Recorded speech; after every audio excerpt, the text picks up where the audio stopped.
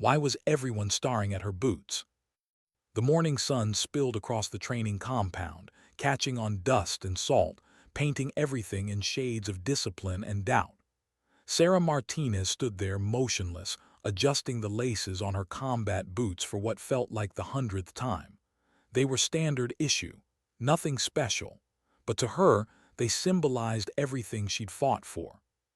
Because today wasn't just another morning. It was her first day of Navy SEAL training, and she was the first woman to ever make it this far. Every man around her knew it. Every whisper carried her name, coated with disbelief. She could feel their eyes like heat on the back of her neck, curious, judging, waiting for her to crack. Some smirked. Some looked away. A few stared as if they were watching an experiment. She ignored them all. The voice of Commander Jake Thompson cut through the morning air, low, gravelly, emotionless. Recruits on the line. 25 candidates snapped into formation. Sarah among them, shoulders square, jaw tight, gaze locked ahead. Thompson's eyes moved across the row, slow and deliberate, scanning faces he already knew would fail. Until he saw her. He'd read her file. Former Army Ranger, Afghanistan veteran, commendations for valor, highest marks in every physical and psychological test. And still, he didn't believe she belonged there. He didn't say it out loud, but Sarah saw it in the flicker of his eyes. That old question, why is she here? Her answer was simple, though no one had asked. Because she'd already survived worse. The whistle blew, the day began. 12 miles through rough terrain, no mercy, no brakes. The kind of run that turned confidence into sand. Sarah moved near the front, her stride steady, breathing measured, the rhythm of years of endurance etched into her muscles. Behind her, she could hear the first signs of weakness, groans, curses, boots scraping against rocks. But she kept going. A jeep followed at a distance. Thompson inside, clipboard in hand, expression unreadable. His eyes tracked her, the fluid precision of her movement, the quiet control in every step. When they reached the rope climb, she didn't hesitate. No pause, no deep breath, just a clean, relentless pull, hand over hand, legs locked tight like gravity had nothing to do with her. By the time she reached the top, one of the recruits below muttered under his breath, "Show off." Sarah didn't respond. She never did. Because silence had power, and she'd learned that early. That afternoon came the ocean drills. Cold Pacific waves crashing against a line of shivering recruits. The water stung like knives, the wind sharper still. "Dive," the instructor shouted. Sarah went under without flinching. Her body remembered childhood swims off San Diego, where her father had taught her to trust the sea before she ever trusted people. The others gasped and cursed at the cold. She moved through it like it belonged to her. By sundown, they faced the log carries, 6 people per log, one giant weight of teamwork and pain. Her group wasn't happy about the arrangement. "Maybe you should sit this one out, sweetheart," muttered Rodriguez, a thick-armed former Marine with a smirk that could curdle blood. "This is man's work." Sarah met his eyes for just a moment, calm, controlled, then said nothing. She didn't need to. The whistle blew, the log lifted. She matched their pace perfectly, every step deliberate, every muscle burning.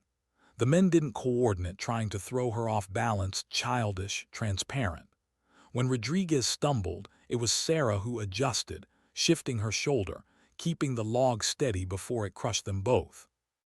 By the end of the mile, it was her rhythm that had kept them moving. Thompson noticed. He didn't say a word, but he noticed. That night no one slept. The recruits were given maps and compasses, dropped into pitch-black forest with one mission: find checkpoints before dawn. Alone. Sarah knelt under the dark canopy, studying her compass, plotting her route. She moved quiet and sure through the woods, her footsteps a whisper on the wet earth. When she reached the second checkpoint, she found another recruit, Willis, slumped against a tree, lost and shaking. "I think I'm done," he said quietly. "My compass, it's broken." Sarah crouched beside him, checked his compass. It wasn't broken, just misread. "You're not lost," she said softly. "You're just reading it wrong." He blinked at her through exhaustion. She spent 10 minutes showing him how to fix his bearings. It cost her time. Points, maybe, but it didn't matter. When they parted ways, he said, "Thank you." She just nodded and kept moving. By dawn, she reached the final checkpoint, one of the first to finish. Commander Thompson stood there, expression like stone, clipboard ready. "Not bad for your first day, Martinez," he said. "But this was just the warm-up. Tomorrow we start the real training." She met his gaze evenly. "Looking forward to it, sir." He didn't smile, but she thought she saw something flicker in his eyes, something like curiosity. That night in her bunk, Sarah stared at the ceiling until the lights went out. Her body ached, her hands were blistered, but her spirit, that was untouched. She thought about her sister, the girl who looked up to her, who told everyone that her big sister was going to be a SEAL. She thought about all the women who'd never made it this far, who'd been told no before they ever had the chance to prove themselves. She whispered into the darkness, "For them." The next morning, the world changed again. Thompson's voice broke through the cold dawn. "Welcome to Hell Week." The recruits shifted uneasily. Everyone had heard stories, 5.5 days with almost no sleep, constant drills, relentless cold. Most would quit before it ended. "You'll get maybe 4 hours of sleep total," Thompson said. "You'll be cold, wet, and hungry. Some of you will hallucinate. All of you will want to quit." Sarah stood still, listening. He wasn't exaggerating. She'd read the stats, 60% didn't make it through, but numbers never scared her. The first night hit like a storm. 18 hours of running, crawling, swimming, until every muscle begged for mercy. Then came the surf torture, lying in the freezing Pacific, waves crashing over their heads while the instructors shouted. Sarah's teeth chattered, her body convulsed, but she didn't move. Next to her, Rodriguez, the same man who'd mocked her, was trembling uncontrollably. She could hear him mumbling curses through clenched teeth. "Stay strong," she whispered, her voice nearly gone. "Think about why you're here." He looked at her confused, maybe ashamed. And for the first time, he nodded. By the second day, exhaustion blurred reality. Recruits stumbled like ghosts. One by one, the weak rang the brass bell, 3 times the sound of surrender. Sarah kept her eyes forward. Each clang felt like a knife, but she refused to look. By day 3, she had stopped counting hours. During a log carry, Henderson, a powerhouse of a man, stumbled. His strength was gone. Without a word, Sarah shifted her position, took more of the weight. No one noticed, except one. Commander Thompson. He saw it all, said nothing, just made a note. By day 4, hallucinations crept in. Shadows moving where there were none, shapes whispering in the dark. During a night navigation exercise, Sarah blinked hard, forcing focus back to the compass. A voice startled her. "How are you holding up, Martinez?" She turned Thompson. His tone was calm, unreadable. "Still here, sir," she croaked. "I can see that. Question is why?" She hesitated, then said quietly, "Because it's not just about me. Every woman who dreams of this, of standing here, they're all counting on me." He nodded slowly. "That's a heavy burden, but what happens when the burden becomes too much, when you're not fighting for them anymore, just for yourself?" The question lingered long after he walked away. By the 5th day, there were only 12 recruits left, 12 out of 25. They were half dead, half awake, but still moving. When dawn came, the ocean turned gold. They stood there, shivering, covered in sand, salt, and pride. Thompson faced them, voice softer now. "Congratulations, you've survived Hell Week, but this was only the beginning." Sarah looked out over the horizon, where the sun met the sea. and for the first time in years, she allowed herself a small smile. She hadn't just survived. She'd earned her place. And though the world still doubted her, she knew the truth now. Strength wasn't about shouting louder, running faster, or carrying more. It was about what you carried inside, when no one believed you could. Because dignity doesn't speak. It simply acts. Why did Commander Thompson keep watching her from a distance? It wasn't obvious, not at first, but Sarah could feel it. His gaze followed her during drills, at the range, even in the mess hall, not in the way of judgment anymore, but curiosity, as if he was studying something he didn't fully understand. 3 weeks had passed since Hell Week. The bruises were fading, but the memories weren't. 12 remained from the original 25. Each one different now, sharper, quieter, forged by cold, exhaustion, and pain. Sarah had earned more than survival. She'd earned space. The same men who'd ignored her now nodded in respect. Rodriguez, the loudest skeptic of all, had stopped calling her sweetheart. He called her Martinez like everyone else. She didn't smile about it, didn't celebrate it. Respect wasn't a gift, it was rent paid daily in sweat and silence. And there was more rent due. The training had changed. Gone were the endless runs and rope climbs. Now came precision, tactics, underwater demolition, small unit leadership, the kind of work that separated survivors from leaders. Sarah moved through it all with quiet precision, her mind locked in that same unyielding rhythm she'd built during combat years ago. Every move, every decision measured, controlled. Until the day of the underwater drill. The pool was black from the early morning shadows. Each trainee wore a rebreather, no bubbles, no sound. Below the surface, visibility dropped to a few feet. The mission: attach explosive charges to a simulated ship hull while avoiding detection from enemy divers. Sarah was paired with Mackenzie, a lean, confident former college swimmer with calm blue eyes and lungs that seemed bottomless. They worked as one, hands steady, signals brief, no wasted motion. The silence underwater was absolute, until movement caught her eye. A shadow approaching fast. Enemy diver. Sarah's heart spiked, but her mind didn't flinch.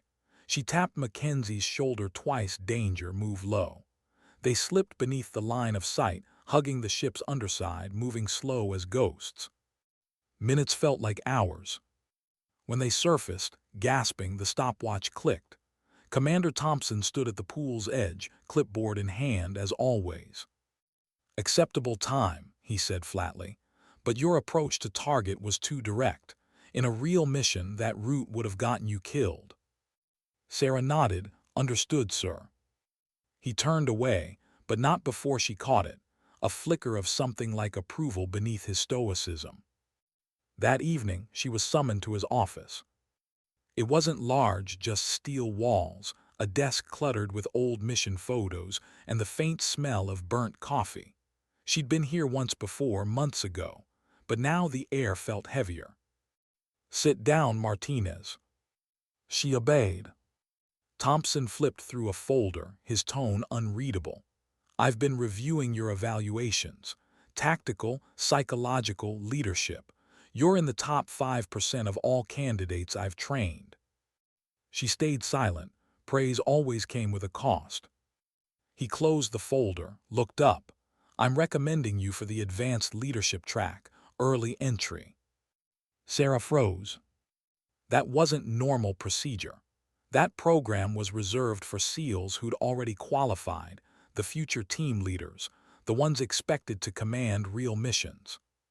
"Sir, I haven't even completed." "I know," he interrupted, "but you're ready, and the truth is," he leaned back, eyes narrowing, "we need leaders who think like you do." Her pulse quickened. "What's the catch?" Thompson exhaled slowly. "You'll be a target, not just here outside. Some people in the chain of command still don't believe women belong in special operations. You'll be watched, criticized. Every mistake will be magnified." Sarah didn't hesitate. "I'll take it." Thompson nodded once. Report to Building C at 500. You start tomorrow. When she left the office, the sky was bleeding pink over the horizon. The base was silent except for the hum of generators. She didn't feel proud, just ready. The next morning hit like a new war. The advanced track wasn't about endurance, it was about judgment. Every decision under pressure, every command tested. One wrong call and people died. They called it simulation, but to Sarah, it felt real. In one exercise, she led a mock hostage rescue. Civilian actors, live ammunition with frangible rounds, chaos everywhere. Halfway through the mission, one of her operators was wounded, a surprise element thrown in by the instructors. She had seconds to decide: continue the rescue short-staffed or abort. She looked at the map, the building, the clock. Continue, she ordered. Adjust fire teams, move now. They completed the mission, all hostages extracted, 0 casualties. But afterward, the instructors grilled her mercilessly. Why didn't you pull back? Why risk more lives? Her answer was quiet. Because hesitation kills more than bullets. Even Thompson, watching from the corner, didn't interrupt. That night Sarah lay on her bunk, eyes fixed on the ceiling fan spinning slow. She felt something new during that mission, something she hadn't expected. Fear, not for herself, but for them, the people under her command. The idea that her choices could destroy someone else's life that was a weight no training could simulate.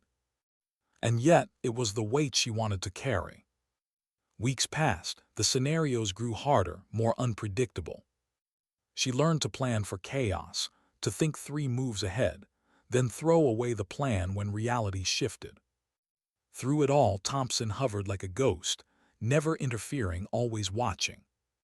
One night after a brutal simulated evacuation drill, he walked beside her in silence. The stars hung low, and the sound of the ocean drifted faintly from beyond the perimeter fence. Leadership, he said finally, isn't about barking orders. It's about listening, reading the room, knowing who's about to break before they do. Sarah nodded, and if you miss it. He looked at her, then you carry it forever. That silence between them lasted until the wind picked up, whistling through the range flags. The next day, Sarah was called into a new briefing room. No instructors, no drills this time. Just Thompson and a few unfamiliar officers. The air was different, heavier. This isn't a simulation, Thompson said quietly. This is your final test. On the table before her, satellite photos, terrain maps, target dossiers. A reconnaissance operation, he explained. 3-day mission behind enemy lines. Real intel, real stakes. You'll lead a 4-person team. Get in, observe, get out. No engagement unless survival demands it. Sarah studied the images: mountainous terrain, heavy tree cover, narrow valleys. Perfect for concealment. Perfect for ambushes. Who's my team?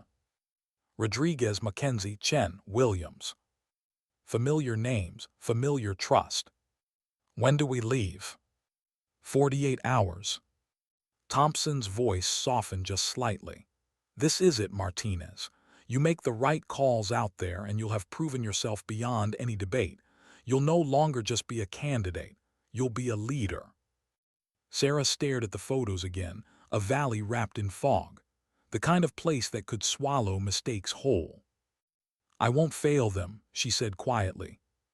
2 days later, in the dead of night, the helicopter's rotors beat the sky into submission. The cabin was dark, just the glow of red lights and the silent faces of her team. Rodriguez checked his weapon in rhythmic motions. Mackenzie stared at the floor. Chen adjusted his headset. Williams, their sniper, kept his eyes closed, saving energy. Sarah sat across from them, scanning their faces. Each of them had once doubted her. Now not one did. Thompson's voice came through her headset. LZ Bravo, 15 clicks from target, minimal radar coverage, stay dark. Copy, she replied. When the helicopter dropped to treetop level, the ramp opened. Cold mountain air rushed in, thick with pine and risk. Sarah grabbed the rope and went first, always first. The ground hit hard. Her boots sank slightly in the mud. One by one, the rest of the team landed behind her. The sound of the helicopter faded into silence. They were alone. "Let's move," she whispered. They started the long trek through the dark ridge, careful, deliberate, no light, no sound except breath and heartbeat. The first day was uneventful, until Chen caught radio traffic, enemy patrols increasing near their area. Sarah called a stop, spread the map under her red-filtered flashlight. "We take the ridge route instead of the valley," she decided. "That's 8 extra hours," Rodriguez whispered. "Better late than dead." No one argued. That night, as they traversed the rocks in silence, Sarah felt something shift within her. This was different from training, different from simulation. Every decision out here breathed, every mistake could bleed. By dawn, they reached the observation ridge, overlooking a valley that wasn't supposed to be much. But what they saw wasn't a weapons cache. It was an army. Dozens of vehicles, hundreds of armed men, supply convoys, radio towers. A staging ground. Rodriguez exhaled slowly. "Command needs to see this." Sarah nodded, steady hands lifting her camera. "We document everything." Hours passed, every movement, every patrol route recorded. Then Williams froze. "Movement," he whispered. Through his scope, Sarah saw them. A patrol, 6 men moving straight toward their position. Too close. Her pulse thudded in her throat. They couldn't run, couldn't engage, only hide. "Down," she whispered. The world shrank to heartbeats and dirt. The patrol stopped within meters. The leader scanned the ridge, eyes sharp. Sarah didn't move, not a breath. One sound, one mistake, and it would all end here. Minutes dragged like years. Then the soldier turned, gave a signal. They moved on. Sarah waited 30 minutes more before moving. When they finally slipped back into the forest, the entire team was shaking. But they'd done it. They survived. That night, as they lay under camouflage netting, Sarah stared at the stars through the branches. For the first time, she let herself feel it, not fear, not pride, but something deeper. Responsibility. The kind that doesn't sleep. The kind that turns a soldier into a leader. She closed her eyes and whispered to herself, just like she had that first night after training began. For them. How do you lead when silence itself could kill you? For 3 days, the mountains had been both ally and enemy. Sarah's team moved like ghosts through mist and rock, every sound swallowed by the wind. They had gathered more intelligence than command could have hoped for, but now came the hardest part: getting out alive. The sun hadn't yet risen when Sarah gave the signal to break camp. Her voice was low, firm, steady, the kind of calm that only existed when fear was mastered, not absent. "Pack light, no chatter. We move before they do." They started toward the extraction point, the world still wrapped in twilight. Every branch crack, every shifting stone sounded like thunder. The valley behind them hid the enemy base they just uncovered, an operation that could rewrite months of intelligence planning. Chen whispered through his radio, "Command confirms extraction window at 1400 hours. Any delay, we miss the bird." Sarah nodded, "We won't." But the mountain had other plans. By noon, they reached the ridgeline overlooking a narrow road, their only path out. Williams crouched beside her, binoculars raised. Roadblock, multiple vehicles, armed search teams. Sarah's stomach tightened. The road was sealed. Behind them, the patrol routes they'd avoided were alive with movement. The enemy was tightening its perimeter. "Trapped." Rodriguez leaned in. "We could wait till nightfall, use the shadows." "Negative," Sarah whispered. "They'll expand the search after dark. We move before they close the net." She unfolded her map, tracing lines with a gloved finger an alternate route through the gorge. Steeper, longer, but hidden. "Here," she said, "we go this way. Williams, you cover our tail. Chen, get command a message we're rerouting." They moved fast, weaving through trees and rock until their lungs burned. The gorge dropped sharply into a basin covered in fog, hiding the terrain below. Every step was a gamble, every sound a test. When they reached the basin, Sarah motioned for them to halt. "Check in." Rodriguez raised a thumb. Mackenzie adjusted his gear. Chen tapped his earpiece, grimacing. Signal fatting, might lose comms. "Keep trying," Sarah said. "We get through this canyon, we're clear." Then came the noise. A distant crack, faint but unmistakable, rifle fire. "Down," Sarah hissed. The team dropped instantly, pressing into the dirt. Bullets tore through the air, sparking against stone. Someone had spotted their movement. Sarah's voice cut through chaos, sharp and clear. "Smoke out, flank left." Rodriguez popped 2 grenades, filling the air with white haze. Williams fired controlled bursts, keeping the attackers pinned. Sarah led Mackenzie through the opposite ridge, crawling through sharp rocks until they reached cover.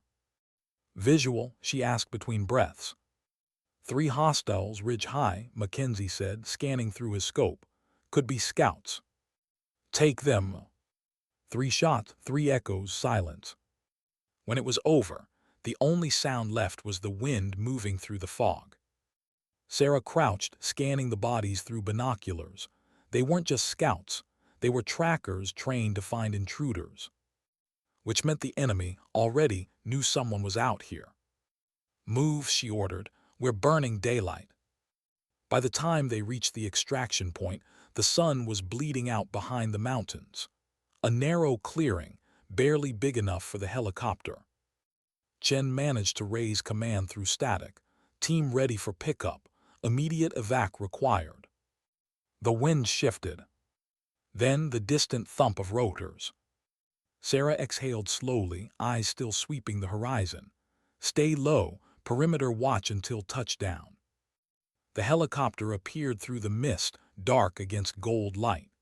As it descended, dust exploded around them, whipping through their clothes. They climbed aboard one by one, hearts still hammering. When the aircraft lifted, Sarah looked out the open hatch. Below, the valley stretched endlessly, the enemy camp hidden under fading light. It was beautiful, in a way. The kind of beauty you only notice once you've survived it. Thompson's voice crackled through the headset. "Outstanding work, team leader. Mission success." Sarah didn't smile, didn't answer right away. She just kept watching the terrain fall away until it disappeared behind the clouds. Only then did she whisper, "Copy that, sir." Back at base, the debrief room was tense with quiet awe. The intelligence Sarah's team had brought back changed everything: photographs, coordinates, proof of enemy expansion. She stood at attention, while Thompson reviewed the data on a projection screen. "You disobeyed the original extraction timing," he said finally. "Yes, sir." "You altered the route without authorization." "Yes, sir." He turned, facing her. "And because you did, you uncovered a staging area that could have cost hundreds of lives. That's leadership."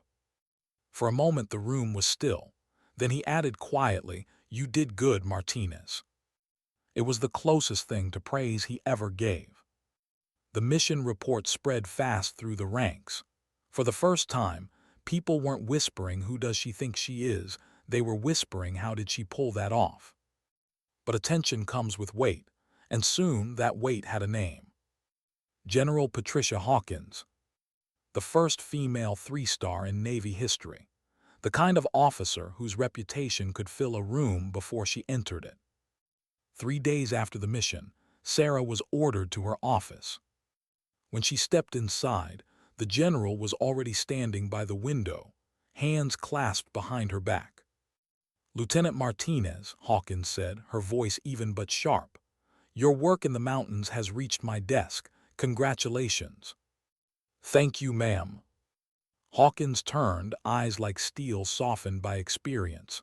You've become something of a symbol, Lieutenant. Proof that integration can work, but symbols are fragile things. Sarah stood silent, unsure where this was going. There are still people who want you to fail, Hawkins continued. They'll question every decision you make, not because of the result, but because of who you are. I understand, ma'am. Good, because I have a proposition. A high-visibility joint training exercise is being organized with international special forces, media coverage, observers from multiple countries. Sarah blinked, and you want me to lead the American team. The air left her lungs. It wasn't just an assignment. It was exposure to allies, skeptics, and cameras. Ma'am, if I fail. If you fail, they'll use it as proof, Hawkins said bluntly. If you succeed, you change everything. Silence hung between them. Then Sarah nodded, I'll take it. Hawkins smiled a rare approving smile. I thought you might. Preparation began immediately. The exercise site was unlike anything Sarah had seen, a sprawling mock city built for combat simulations. Apartment blocks, market streets, underground tunnels, all designed to mimic the chaos of urban warfare. 5 nations would participate: the United States, the UK, Germany, Australia, and Canada. Each brought their best.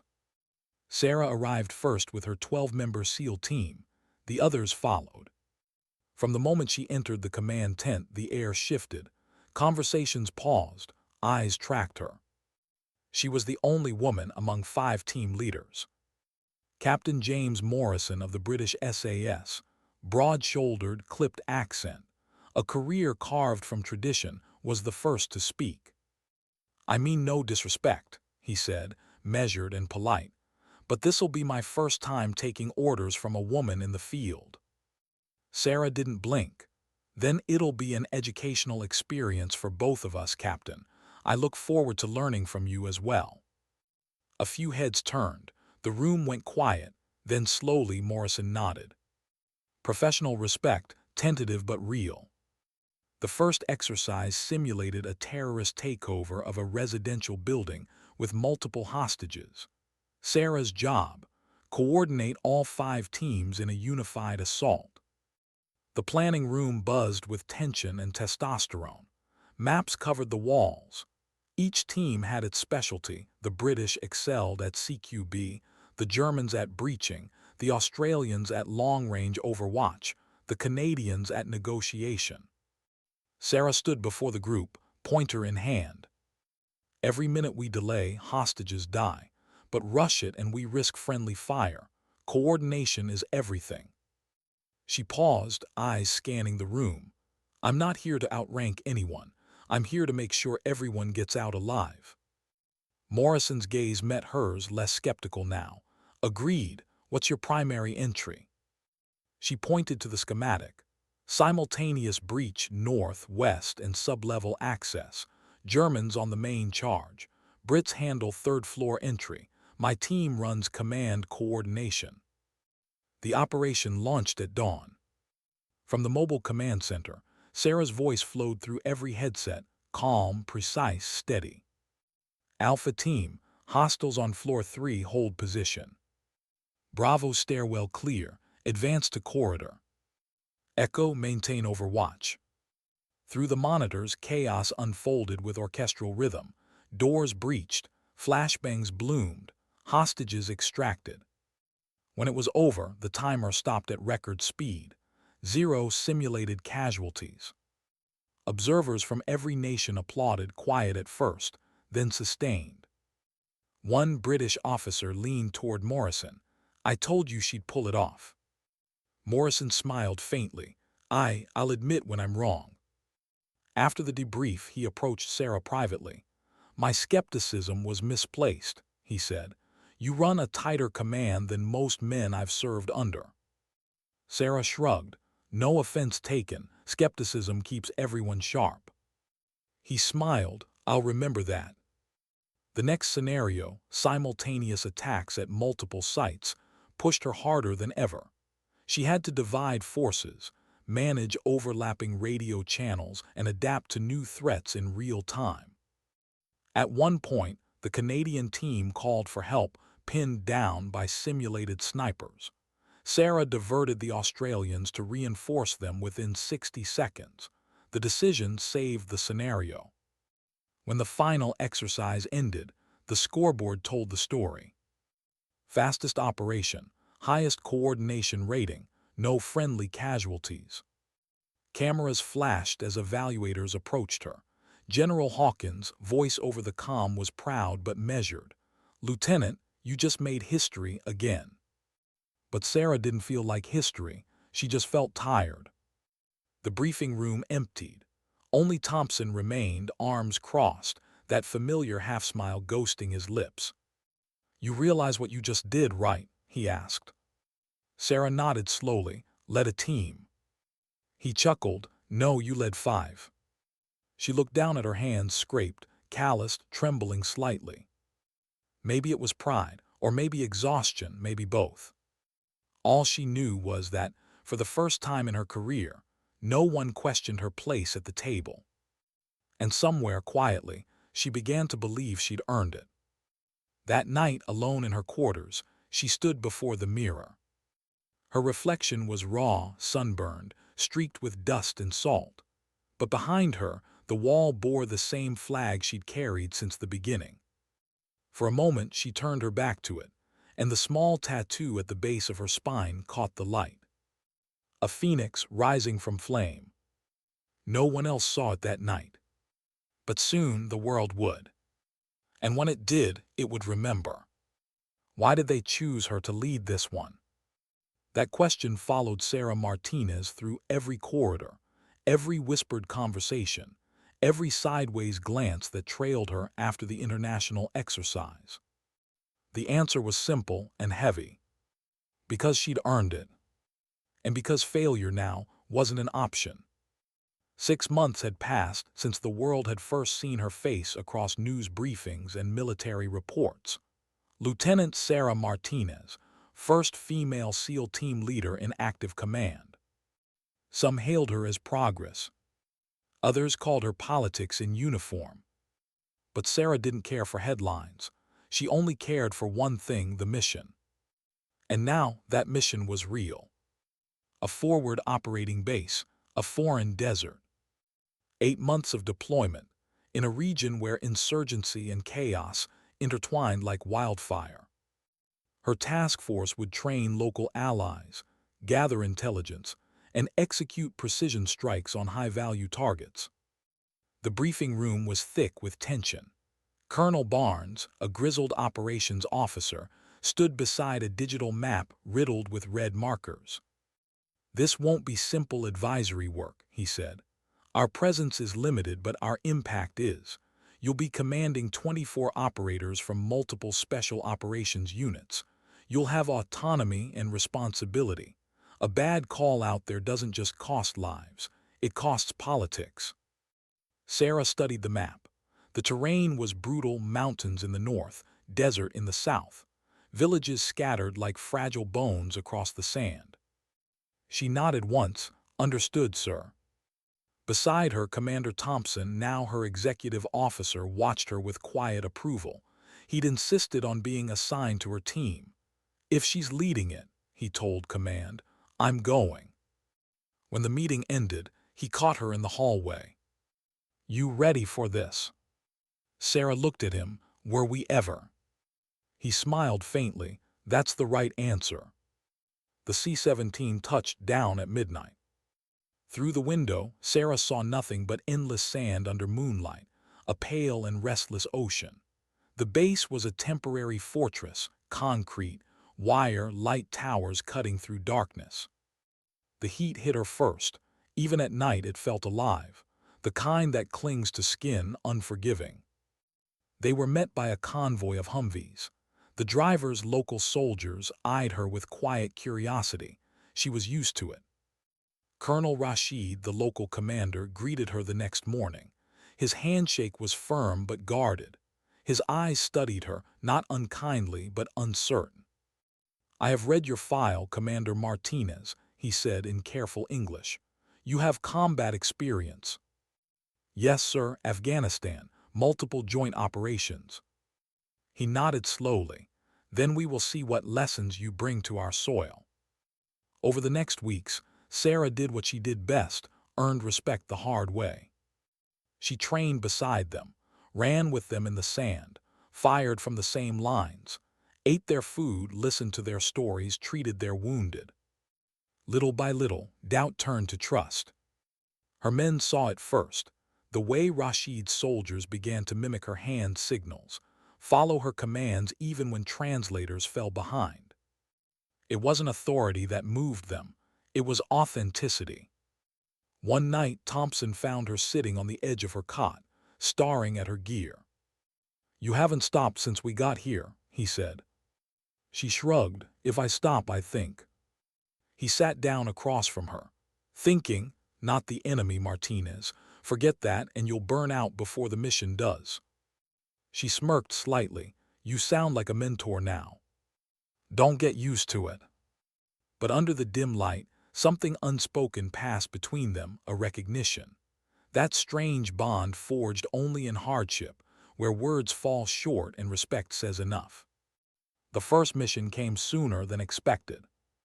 Intel had identified a high-value insurgent leader, the mind behind multiple bombings. The plan, a joint raid with Rashid's men.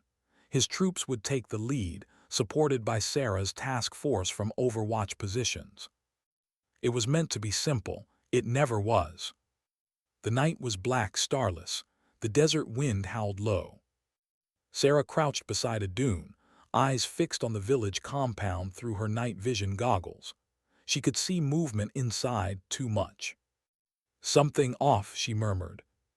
Thompson checked his scope. "Agreed, feels heavy."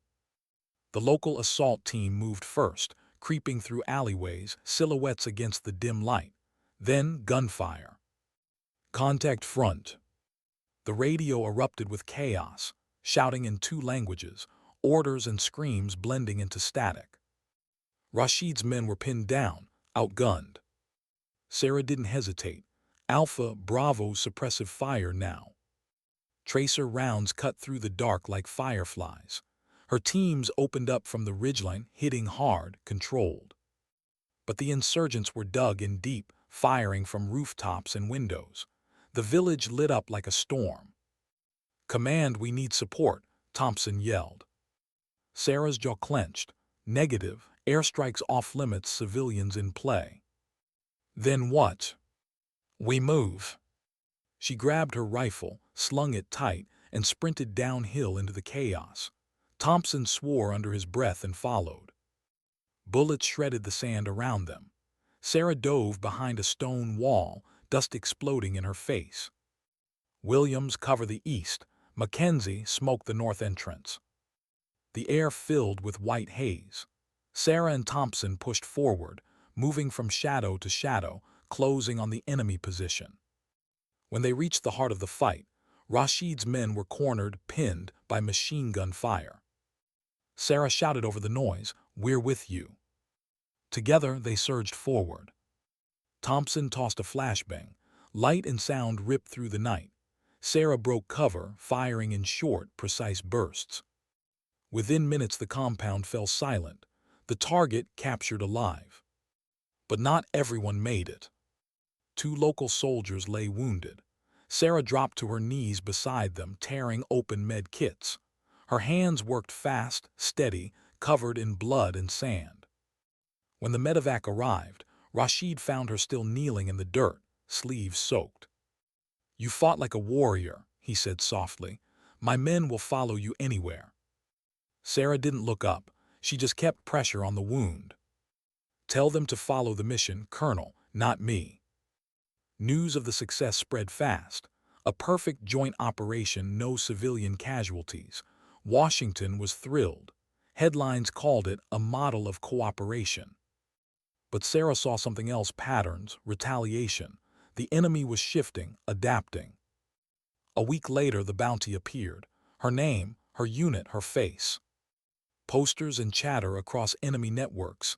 The Iron Lady, they called her now. She stared at the printout on her desk. It was almost surreal, seeing her face labeled with a price. Thompson looked over her shoulder. "Congratulations, you're officially famous." "Fame doesn't stop bullets," she muttered. "No, but it means they fear you." She wasn't sure that was a comfort. Still, she refused to hide. She kept joining patrols, walking among the same soldiers she trained. Because leadership wasn't about distance, it was about presence. And presence had a cost. The ambush came 2 weeks later. A training exercise, routine, daylight, nothing unusual. Until Williams' voice snapped over the comm. "Possible sniper movement, 11 o'clock high." Sarah froze, the ridge, sun glare, movement just a flicker. Then the first shot hit. "Cover," she shouted. The trainees dropped as bullets chewed through the sand. More gunfire erupted from the hills, coordinated, disciplined. Not random, planned. Multiple contacts, 3 directions. Thompson's voice boomed. Sarah crawled behind a berm, radio pressed to her mouth. "All units form perimeter. Protect the trainees." "Command, this is Iron One. We're under heavy fire. Requesting air support." Static, then nothing. "Comms jammed," Chen yelled. Sarah's pulse thudded. She looked around, local soldiers panicking, chaos spreading. She stood up. "Eyes on me," she screamed. "We hold the line, we do not break." Her voice cut through the panic like a blade. Men who'd been frozen began to move, forming defensive arcs, returning fire. Thompson crawled beside her. "You're exposed." "Then they'll shoot at me, not them." She popped up, firing controlled bursts toward the ridge. Her rounds found their mark. 2 snipers went down. The fight lasted 30 minutes that felt like eternity. When the helicopters finally arrived, the sky exploded with rotor wash and light. The insurgents broke, retreating into the hills. Sarah's knees gave out, exhaustion catching up with her only after it was over. As medics tended to the wounded, she found herself beside a local soldier, barely 20, his arm bandaged, eyes wide. He looked at her like she was something more than human. "Iron Lady," he whispered, "you stayed." Sarah forced a small, tired smile. Leaders don't leave first. That night the campfire crackled low. The desert wind was cold now, carrying sand and silence. Thompson handed her a cup of coffee, bitter, burnt, perfect. "You know," he said, "you could have been anywhere right now. A desk job, a command post, safe." She stared at the stars. Safe never changed anything. He nodded slowly. "You're right, but it always costs." Sarah said nothing, just traced a line in the sand with her boot. She could feel it now, the cost he meant. Every decision, every face she remembered, every shadow that never really left. And yet she'd do it all again. Because the mission wasn't just about winning, it was about proving something greater. That strength didn't need permission. That courage didn't always roar. Sometimes it just stood tall, bloodied, silent, unshaken. How do you lead when the choice isn't between victory and failure, but between 2 kinds of loss? That was the question Sarah Martinez carried into the final months of deployment, the kind that stalks a commander's dreams, whispering in every quiet moment. By now her name was known across the region, the Iron Lady. Feared by insurgents, respected by allies. But fame never protected anyone. It only painted a bigger target. And the next mission would prove that no amount of skill could shield her from the weight of command. It started with a meeting in a dimly lit operations tent. Colonel Barnes stood before a screen flickering with satellite imagery, snow-tipped peaks, a narrow valley, shadows of fortifications half buried in rock. "This," he said, pointing, "is the enemy's primary training camp. Intelligence suggests over 200 insurgents, including foreign advisors, are based here. They're preparing for a coordinated attack on civilian targets. We don't have weeks, we have days. Sarah leaned forward. You want us to hit it? Barnes hesitated. We want your recommendation. Her jaw tightened. If the intel's solid, we can't ignore it. He nodded. Your team will take point on reconnaissance, but be advised the camp is fortified, anti-air systems confirmed. Weather's deteriorating. You'll have one shot. Thompson crossed his arms. You're asking for a miracle. Barnes met his gaze. I'm asking for Martinez. The room went still. Sarah didn't blink. We'll make it happen. Preparation began that night. Her team pored over maps, terrain scans, and contingency plans. Every route in and out was a gamble. Snow, thin air, minimal support. Rodriguez studied the elevation chart. We're talking 10,000 feet plus. Helicopter drops risky. We'll go light, Sarah said. 2 squads, infiltrate on foot from the southern ridge, secure overwatch, observe before engaging. Chen added, we can jam their comms once we're close, but if they've got radar, we'll need ground confirmation before calling extraction. Thompson watched her quietly. This isn't just another mission, is it? No, Sarah admitted. This one changes the war or breaks it. He nodded. Then we better make it count. The insertion came at 400 hours. The helicopter's rotors thundered against thin mountain air. Snow whipped through the open hatch as the red light flickered to green. Sarah went first, always first.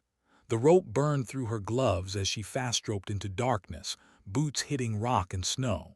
The air was thin, sharp enough to cut.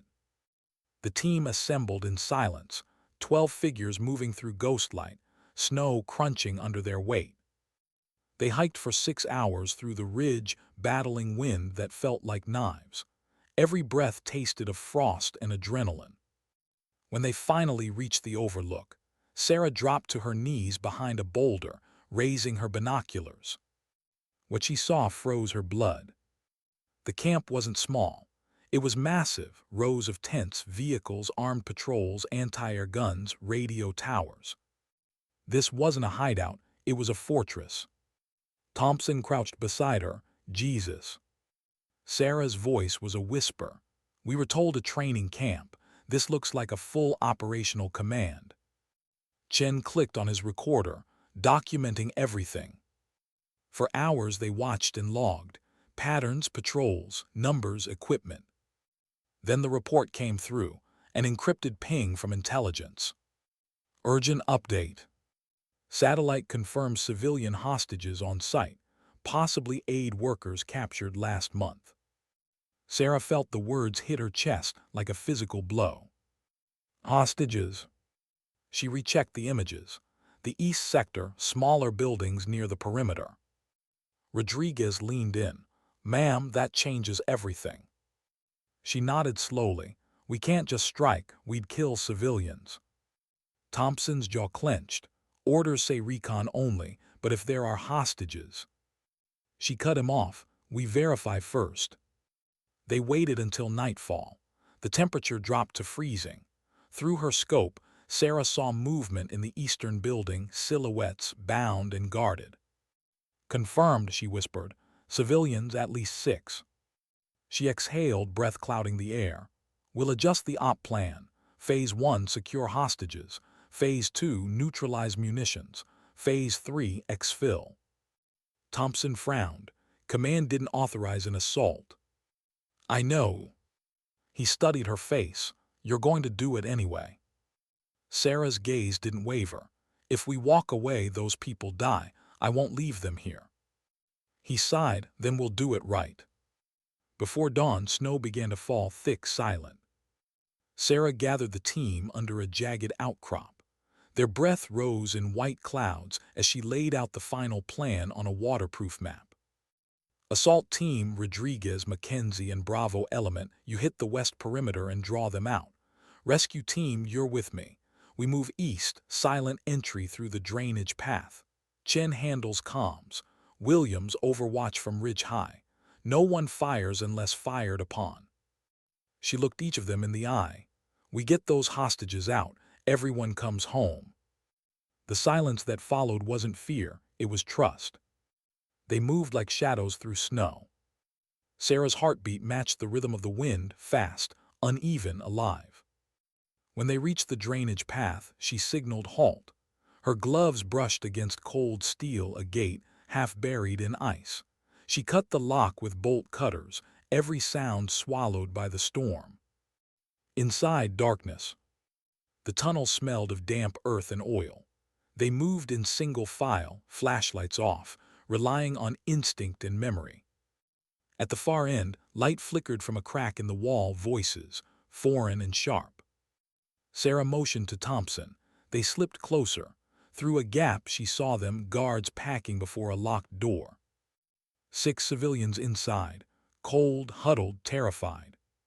She signed the plan, silent takedown. Thompson nodded. 3 seconds later it was done. 2 guards down, no noise. Sarah moved to the door, whispered through the metal, "American forces. Stay quiet." A voice inside, trembling, disbelieving, "Please help us." "Copy, we're getting you out." But then radio static flared in Chen's earpiece. "Hostiles mobilizing. Western distraction compromised. They know we're here." Sarah's blood turned cold. "Change of plan," she hissed. "Thompson, get them out, I'll cover." "Not alone." She didn't argue, just gave him that look, the one that meant trust me. He hesitated, then nodded. "Don't die." She smiled faintly, wasn't in the plan. Gunfire erupted outside, sharp, distant echoes climbing the mountain walls. Sarah crouched by the doorway, rifle steady, eyes sweeping every shadow. Rodriguez's voice crackled through comms, strained and breathless. "Contact front. Multiple hostiles, heavy fire, we're pinned." She pressed her mic. "Hold position, extraction in progress." Thompson's team moved the hostages through the tunnel, one by one. Sarah covered their rear, firing short bursts at silhouettes breaking through the snowstorm. Rounds pinged off rock near her shoulder. One grazed her arm, a hot sting through the cold. She ignored it. "Martinez, we're clear," Thompson shouted. "Time to go." She backed toward the exit, firing until her magazine clicked empty. Then she ran. Snow churned under her boots, gunfire still echoing behind her. They reached the ridge just as the helicopter appeared through the storm, its searchlight cutting a white beam through the dark. "Go," she yelled. The hostages were loaded first, then her team. Sarah climbed last, lungs burning, vision blurring from exhaustion and blood loss. As the chopper lifted, the valley below erupted in light, the secondary charges detonating, destroying the enemy's munitions depot. The mountain trembled. Rodriguez shouted over the noise, "Mission accomplished." Sarah leaned against the wall of the chopper, eyes half closed. "Not yet," she whispered. "Not until we all make it home." They did. Every operator, every hostage. The footage of the rescue, captured by a drone feed, spread faster than any press release. The story of the Iron Lady who defied protocol to save lives became global. Some called her reckless, others called her heroic. Washington called her in for review. The debrief room was cold, bright lights, cameras. Admiral Grant, a senior SEAL commander, sat across from her. His voice was controlled but sharp enough to wound. "You acted without authorization, Lieutenant. You risked the entire operation." Sarah met his gaze. "And I saved 6 lives." "That's not the point." "Then what is?" she asked quietly. He leaned forward. "The chain of command exists for a reason. You can't decide which orders matter." Sarah's eyes hardened. "With respect, sir, I didn't decide which orders mattered. I decided who mattered."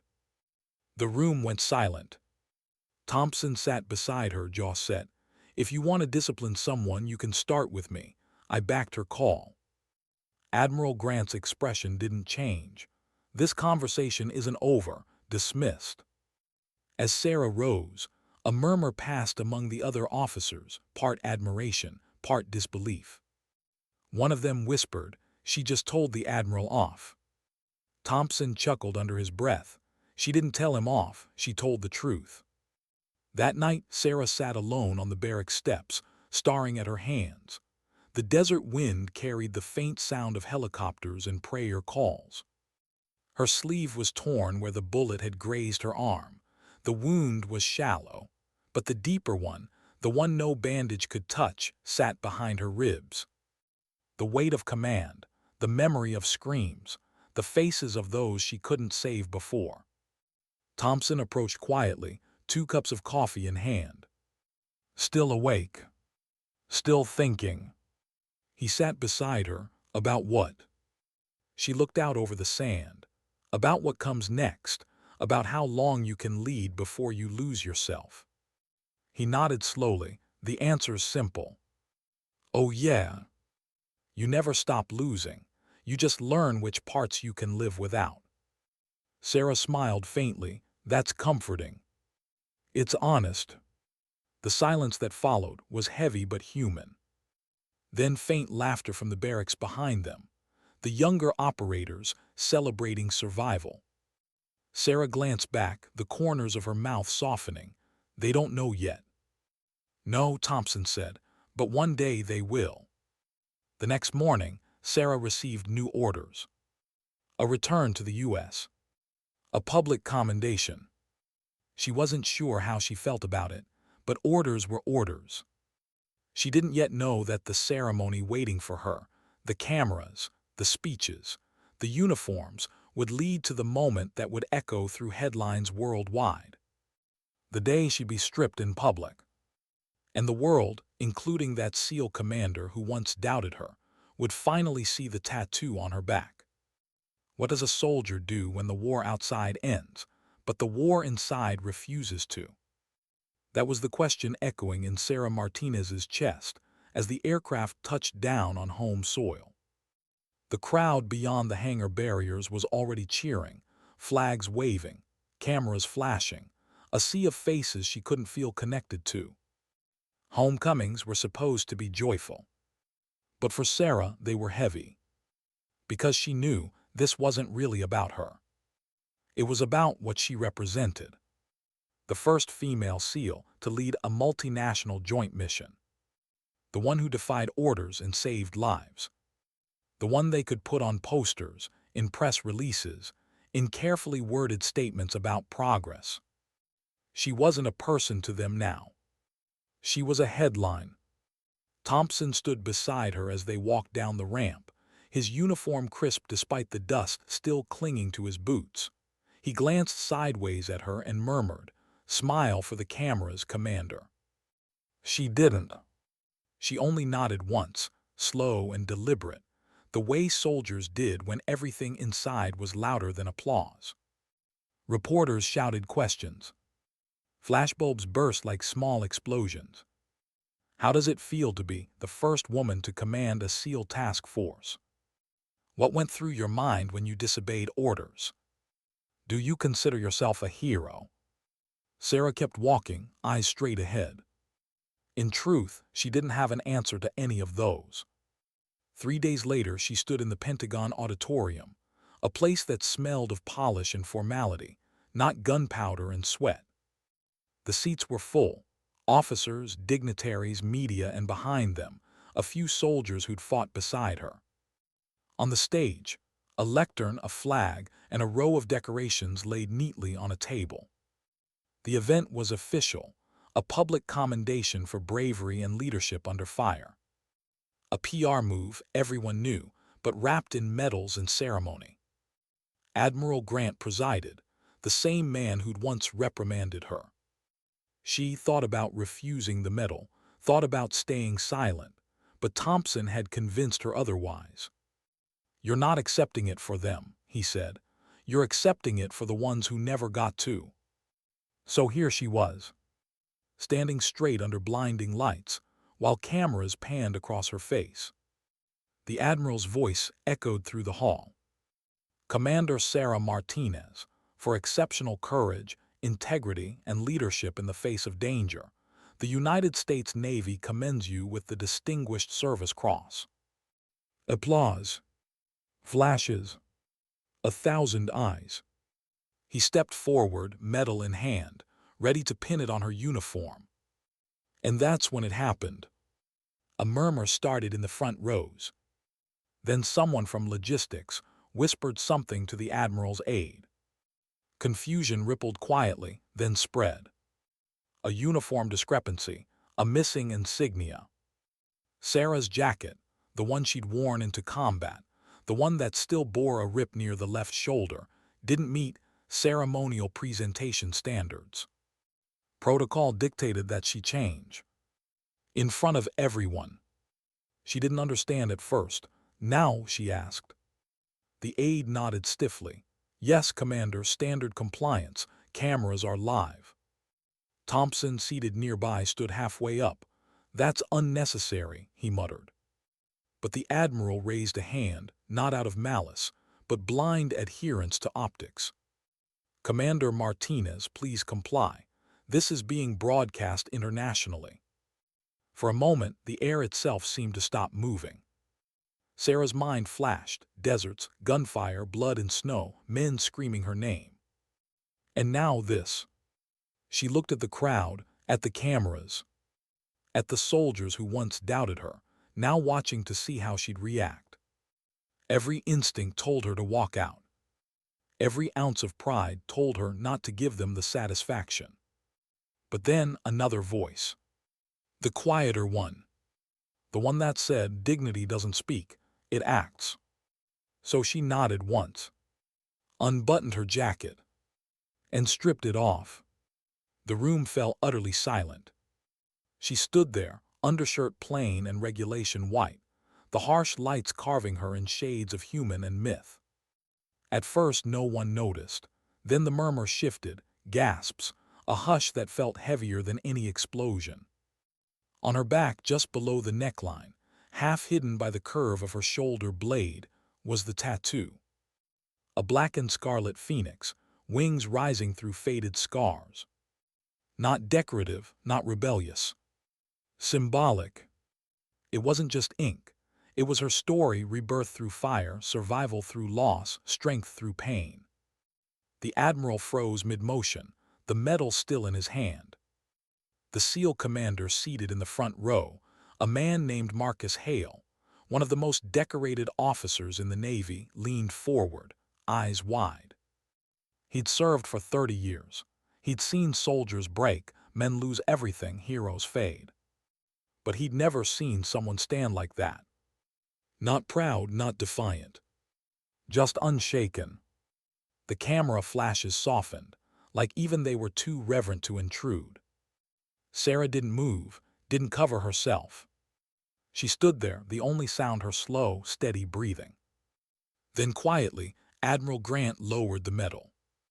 And in a moment that would be replayed 1,000,000 times in the days to come, Marcus Hale, the SEAL leader himself, stood and saluted her. The gesture wasn't planned. It wasn't part of any script. But it changed everything. The audience followed, soldiers, officers, allies, civilians. One by one, they stood and saluted.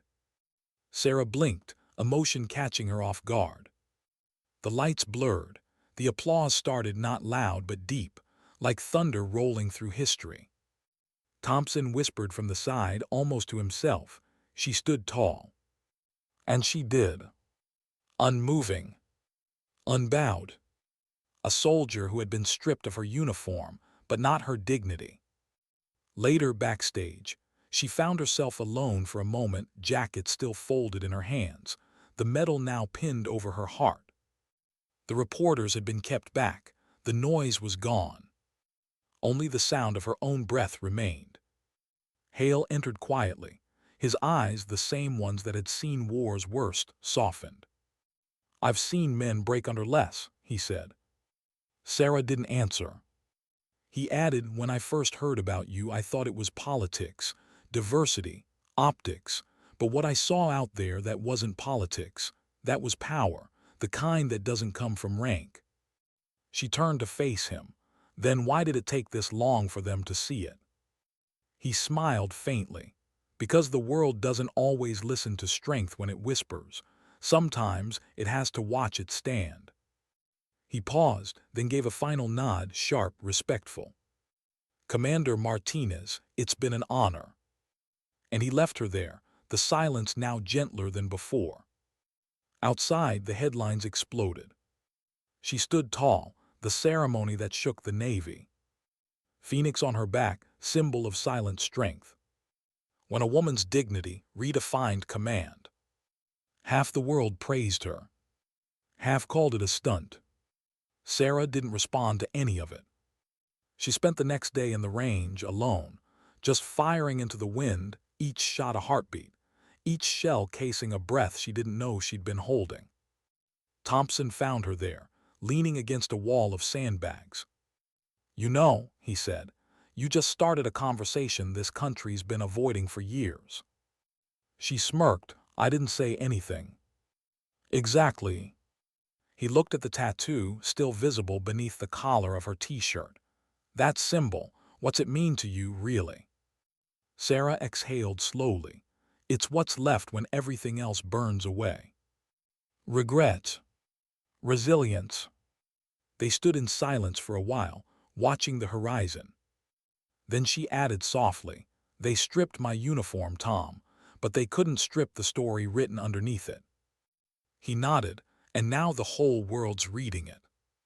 That night, as the base lights dimmed, Sarah sat alone on her bunk, holding the medal in her hands.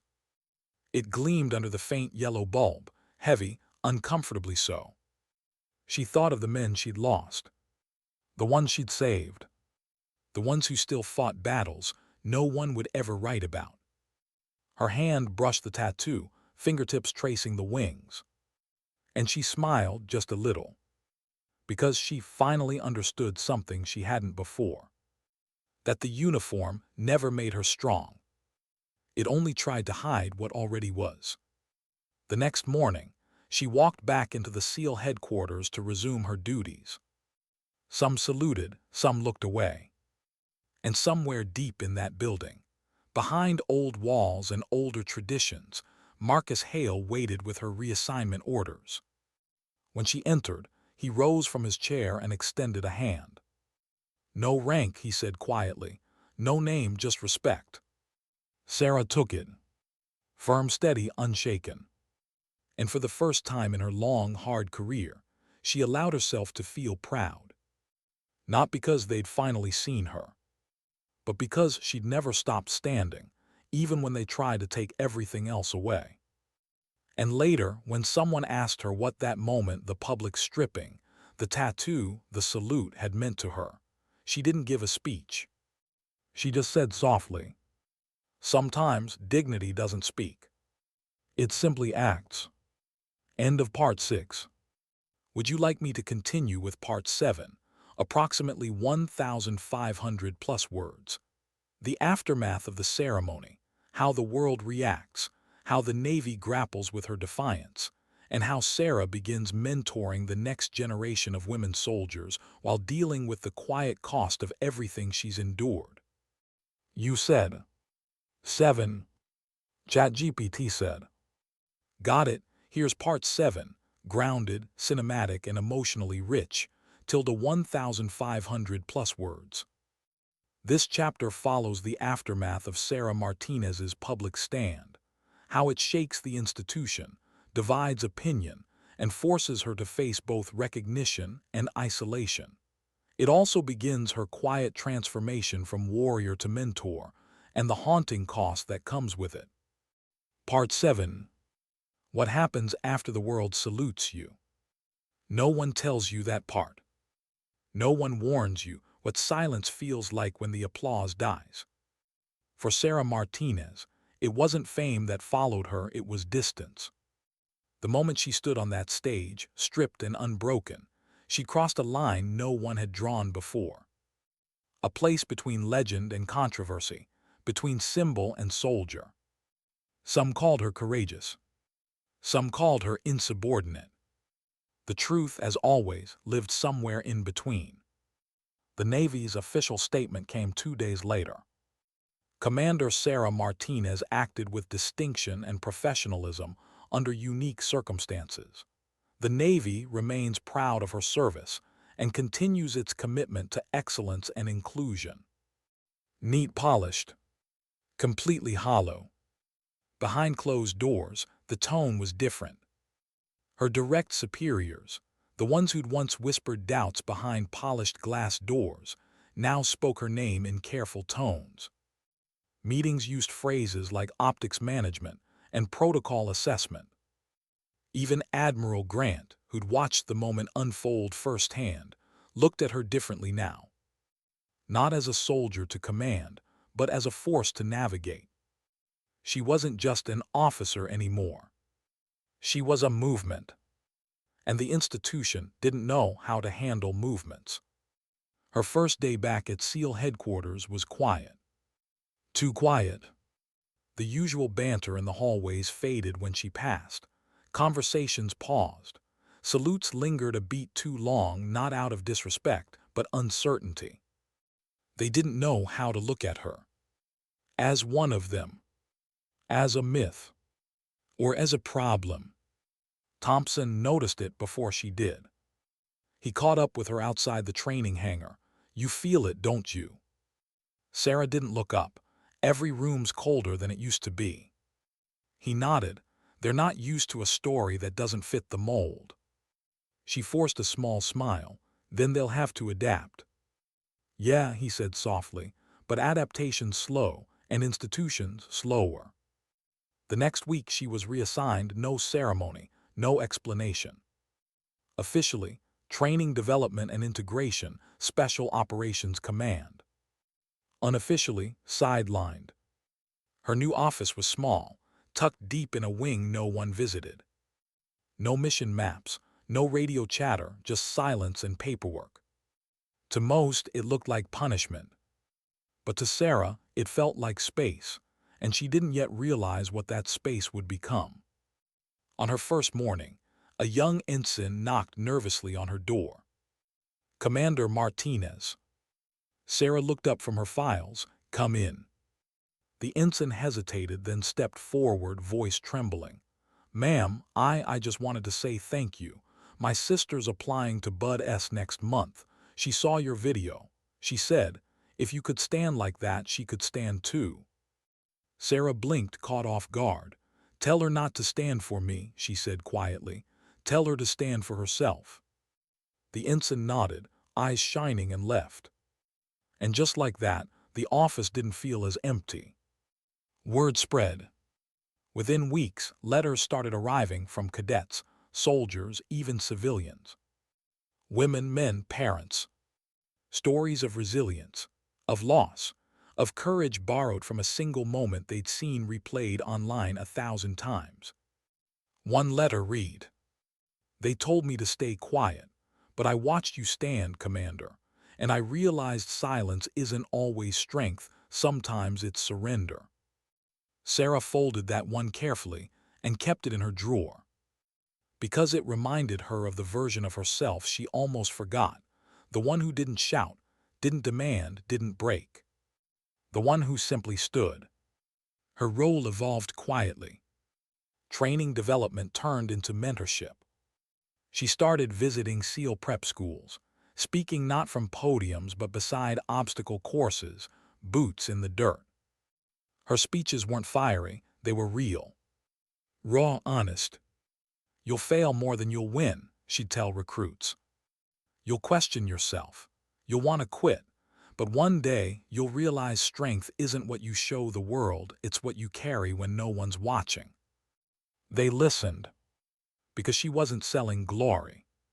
She was telling truth. And truth has its own gravity. Then one afternoon, during a training rotation, she met Lena Ward. 23 years old. Sharp, focused, with the same quiet fire Sarah used to hide behind calm eyes. Lena was the first woman accepted into advanced sniper school. She trained harder than anyone, spoke less than everyone, and carried herself with the weight of someone who'd already been told no too many times. Sarah watched her during a long-range drill, perfect breathing, steady aim, flawless trigger discipline. After the session, Sarah approached her. "You missed the wind call by half an inch." Lena blinked. "Yes, ma'am." "But you corrected before the next shot." "Yes, ma'am." Sarah smiled faintly. "Do ma'am me like you're afraid. You earned your place here." Lena hesitated. "With respect, Commander, some of the others don't see it that way." Sarah nodded slowly. "They don't have to, they just have to see your results." Lena looked down. "I saw your video, the ceremony." Sarah's jaw tensed slightly. "That was a long day." "It gave me one reason not to quit." Sarah studied her for a long moment, then said quietly, "Then make it count." Over the next few months, they worked together, often not teacher and student, but something closer. Lena learned tactics, Sarah learned patience. Through her, Sarah saw a reflection of her younger self, raw, stubborn, always fighting unseen battles. And slowly, the empty office transformed into a space of purpose again. A quiet command post, not of war but of legacy. But peace never lasts long in uniform. One morning, a summons landed on her desk. Command Review Hearing, Evaluation of Officer Conduct in High-Visibility Incidents. Sarah exhaled. Here we go again. Thompson, now a liaison officer at the Pentagon, called her immediately. "They're reopening the case. Public pressure. Some senators want to question your defiance." She almost laughed. "Defiance for following the right call." "You know how it works," he said. "They'll praise you on stage and punish you in meetings." She rubbed her temples. "What's their angle?" "Politics, always politics, but Sarah." "Yeah. Don't let them strip you twice." The hearing was closed door. Small room, long table, cold air. 3 officers, 2 civilians, 1 microphone. Questions that sounded polite but felt surgical. Did you knowingly violate protocol? Would you make the same choice again? Do you believe your actions set an unsustainable precedent for future female officers? Sarah kept her voice steady. Yes, I violated protocol to save lives. Yes, I make the same choice again. And finally, if my actions set a precedent, then maybe it's one worth setting. The room went silent. Afterward, as she stepped into the hallway, a young staffer caught her eye, wide-eyed, reverent, like she'd just witnessed something sacred. Sarah gave her a small nod. No words needed. Weeks passed. The hearing's decision arrived in a single line. Commander Sarah Martinez, reprimand rescinded. File closed. Continue active duty assignment. No apology, no acknowledgement. But Sarah didn't need one. Because what mattered wasn't what they took away. It was what she'd given others permission to believe. Lena Ward graduated sniper school 3 months later, top of her class. During the ceremony, she found Sarah in the crowd and saluted. Not regulation sharp, but sincere. And Sarah returned it. Slow, deliberate, the way she once stood before the world. Afterward, Lena approached her quietly. "They're sending me to deployment training next month. First woman assigned to a special recon team." Sarah's eyes softened. "You ready for that?"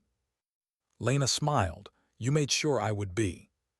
She hesitated, then added, "Can I ask something? That day on stage when they made you strip, how did you not break?" Sarah looked away for a long moment, remembering the lights, the silence, the stares. Then she said softly, "Because they thought they were taking my power. But power isn't in the uniform. It's in the choice to keep standing when they expect you to fall." Lena nodded, eyes glistening. "Then I'll stand too." Sarah smiled, that quiet, knowing kind of smile. "You already are." That night back in her office, Sarah opened the drawer again. Inside, the old letter, the one she'd saved. She read it once more. The one line that had haunted her since the ceremony. "You didn't speak for us, Commander. You reminded us we could speak for ourselves." She placed the letter beside her medal, closed the drawer, and leaned back in her chair. Outside, the rain started soft against the windowpane, the kind that feels like a heartbeat. For the first time in years, she felt something close to peace. Not because the world had changed, but because she had. And that was enough. When she finally turned off the light, her reflection lingered faintly in the glass, strong, quiet, steady. The phoenix on her back remained hidden beneath the uniform.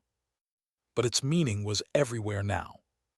In the classrooms, in the letters, in the recruits who no longer asked if they belonged, only when they'd prove it. And for Sarah Martinez, that was victory enough.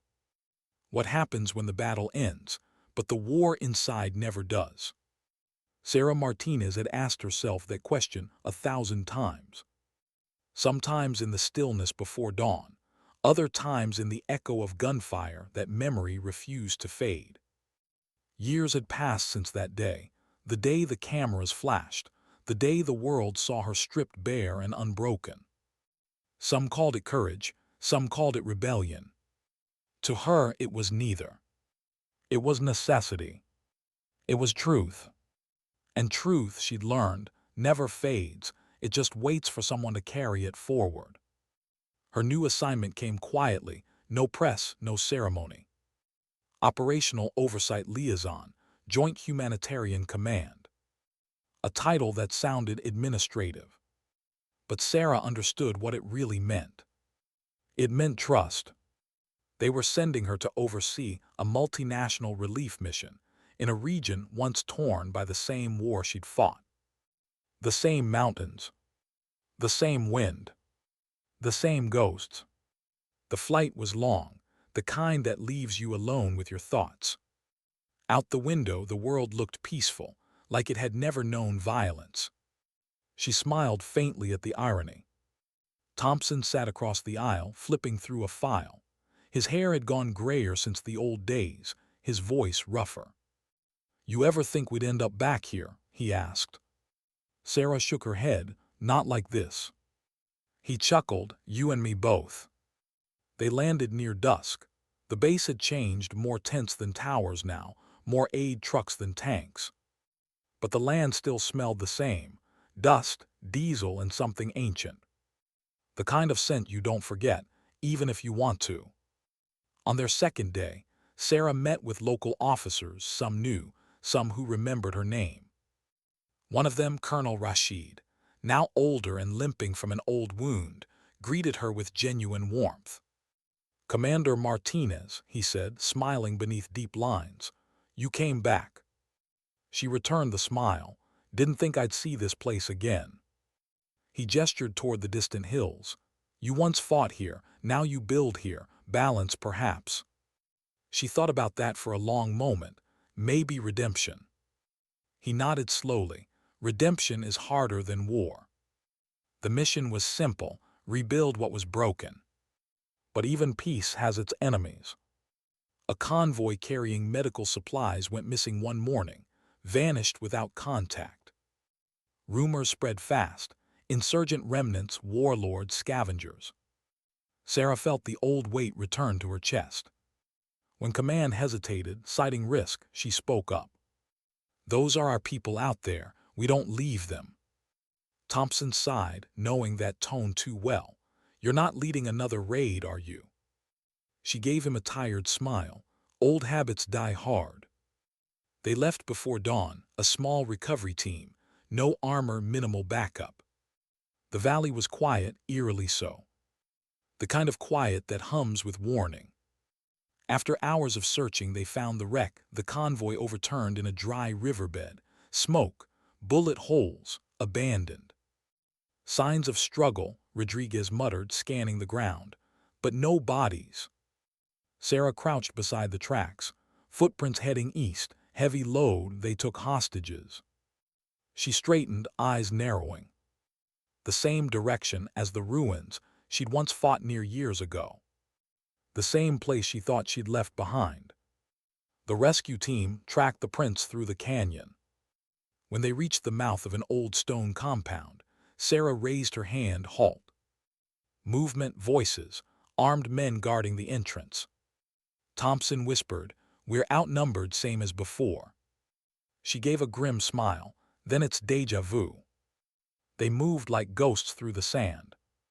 Sarah took the flank, her instincts sharper than ever, though her knees ached now when she crouched too long. A distraction from Rodriguez's squad. A flashbang. Then chaos. Gunfire erupted, echoing off the canyon walls. Sarah and Thompson pushed through the main doorway, clearing room after room. In the back, they found the hostages bruised, but alive.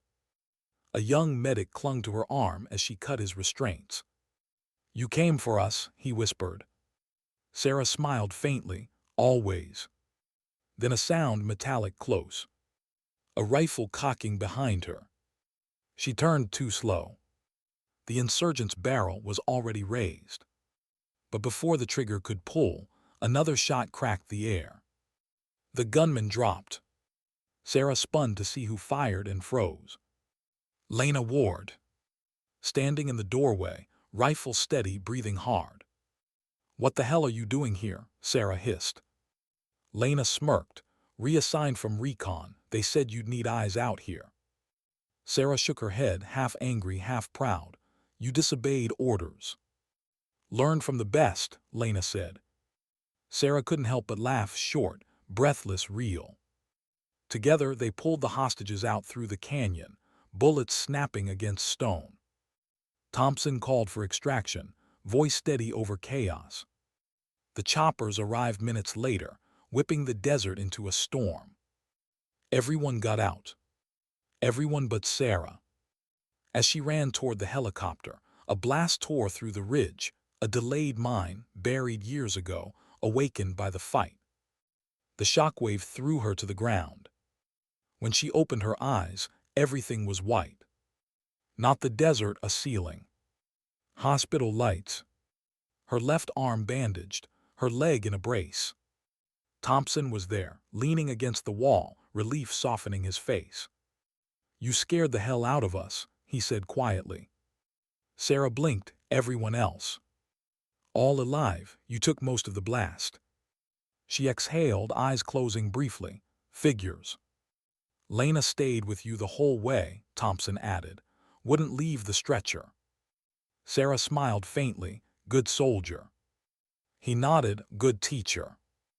A week later, she sat outside the field hospital, sunlight warm against her bandaged arm. The mountains stretched endlessly before her, still, silent, unchanging. Lena approached, holding 2 tin cups of tea. "You don't look like a woman who just got blown up," she teased.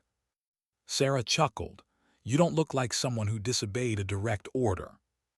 They sat together, watching the wind move through the valley. "You ever regret it?" Lena asked softly. "What?"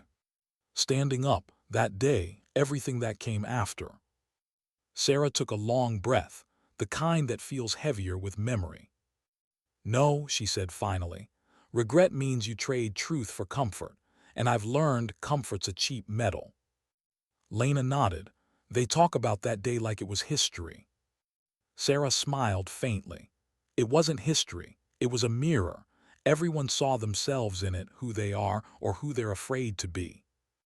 The convoy they rescued arrived later that evening, supplies intact. The mission declared a success. But Sarah didn't stay for the ceremony this time.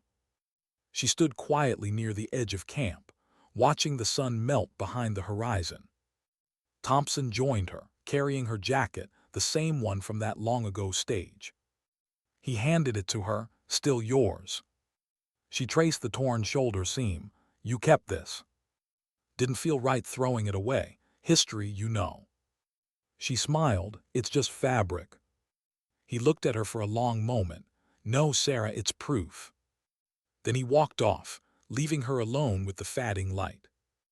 That night, Sarah unrolled her sleeping mat under the open sky. The stars above the desert were brighter than she remembered, unpolluted, infinite. Her hand brushed the tattoo on her back. The phoenix, once sharp and new, now faded, softened by years of sun and scars. And yet somehow more beautiful for it. Because that's what survival does. It doesn't erase the fire. It teaches you how to carry it without burning. A week later, she returned to the States. There was no crowd this time, no cameras. Just a quiet hangar and a folded flag. Her service file read, "Honorable retirement after 21 years active duty." She stood before the flag one last time, whispered something no one heard, and saluted. Then she turned away, not out of defiance but peace. Because her war was finally over. Months later, a young cadet in SEAL prep training walked past the instructor wall, portraits of legends. At the end of the row, a new frame had been added. Commander Sarah Martinez. Below it, not her title, not her medals, just a quote. "They can take the uniform, but they can't take the reason you wore it." And somewhere far from the noise of bases and ceremonies, Sarah sat by a lakeside cabin, watching dawn break over still water. A soft wind stirred the trees. A mug of coffee warmed her hands. Her hair was streaked with gray now, her face lined by time, not fatigue. But her eyes still the same.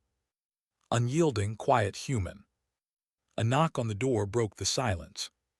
Lena stood there, out of uniform, in civilian clothes, carrying a small box. "Brought you something," she said, handing it over. Sarah opened it. Inside, a medal, the one she'd once left in her drawer. "Thought you might want it back." Sarah smiled. "You keep it." Lena frowned. "Why?" "Because you're the next story, and every story needs its symbol." Lena's throat tightened. "I can't." "You can," Sarah said gently. "I stood so you could start." Tears glimmered in the young woman's eyes. "What about you?" Sarah looked out at the water. "I've said what I needed to, just not with words." As Lena drove away later, Sarah watched her car disappear into the trees. The sky above glowed orange, the same shade as the phoenix on her back. And for the first time in years, Sarah whispered a prayer, not of grief, not of regret, but of gratitude. Because she finally understood what all the pain, all the standing, all the silence had been for. Not glory, not revenge, not even justice, but legacy. The kind written not on medals or in headlines, but in those who stand after you. And as the sun rose higher, her reflection shimmered on the lake's surface, older, quieter, eternal. The soldier who was once stripped of her uniform now stood freer than ever. No rank, no name, just strength. And in that still morning light, the wind carried her final truth, soft, steady, unbreakable. Sometimes dignity doesn't speak. It simply acts.